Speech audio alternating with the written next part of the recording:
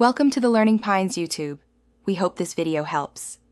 You start by enabling a console interface so you can run commands.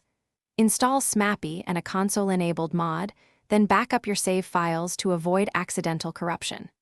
Once done, launch the game through SMAPI so the mod loads and the console is available, typically opened with the tilde key or a mod-specific hotkey. Make sure the mod's README lists required dependencies and permissions before you proceed to running commands.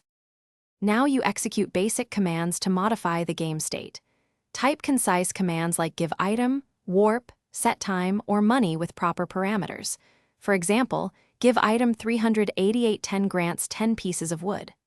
Once you run a command, watch the game response in the console to confirm success or an error.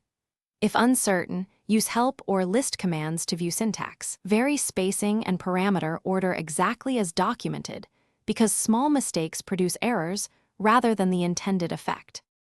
Finish by using advanced tweaks carefully. Run scripts for batch item grants or mass warps only after testing.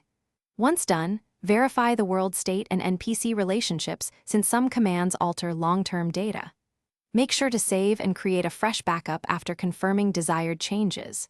If commands fail, reload SMAPI, confirm mod compatibility with your game version, and consult console error messages. As a last resort, restore the backup save to undo unintended changes and prevent irreversible corruption. Thanks for watching. Consider subscribing if we helped you.